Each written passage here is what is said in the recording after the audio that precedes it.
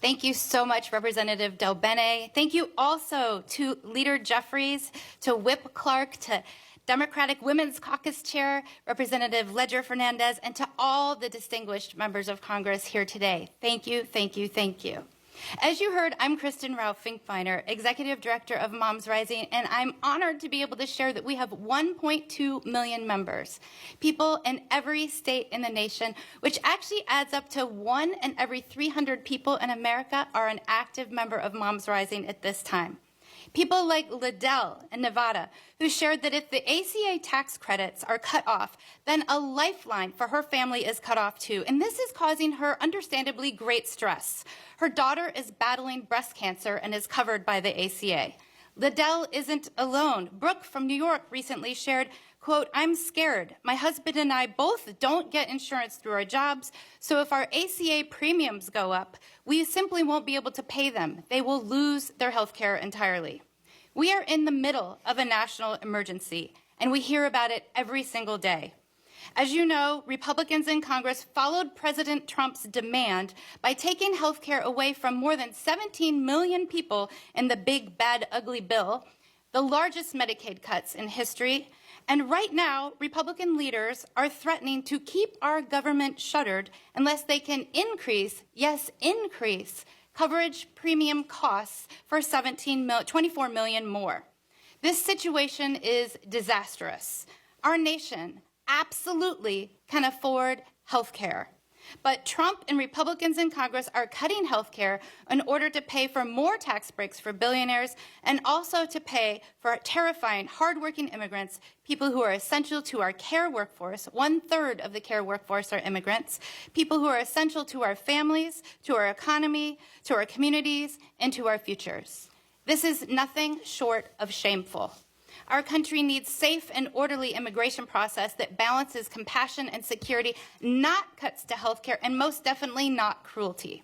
If Republican leaders don't come back from vacation and finally sit down with the hard-working Democrats who are defending our health care, thank you, then health care costs are expected to skyrocket by an average of 75% and by up to 90% in many rural areas.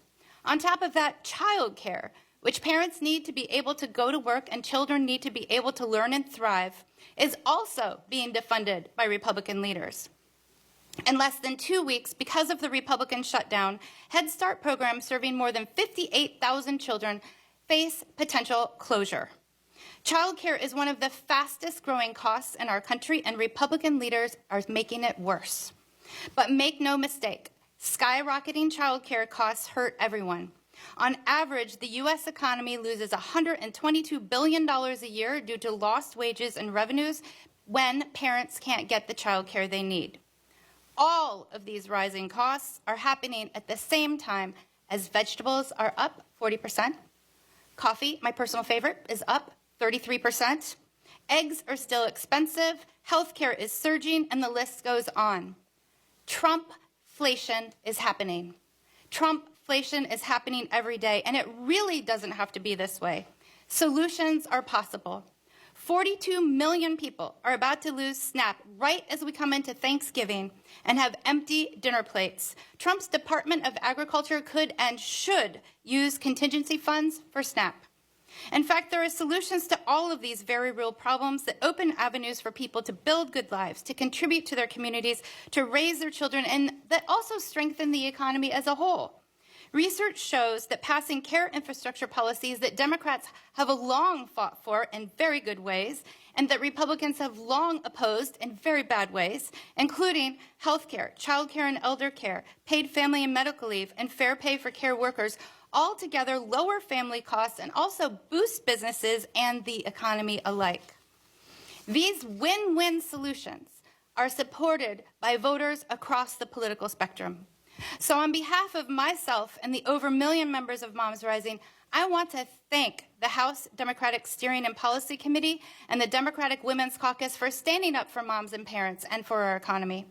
We know that when we stick together, we can build a better nation where every mom and family can access health care, where every person can get childcare, food, housing, and elder care in an affordable way, where paid family and medical leave is available when people have a baby or a serious health crisis strikes, where every pregnant woman can get the high-quality, caring, and affordable maternity care we need, where the economy is strong, and where the only person wearing a crown is Lady Liberty.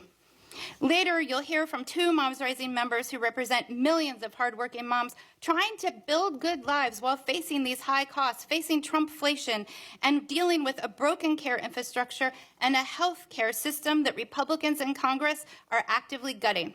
On behalf of them, on behalf of America's moms and families, I thank you for standing strong for our health, for our children's health, for our families' financial security, for our country, and for our futures. Thank you. Thank you, Kristin. You got us all fired up.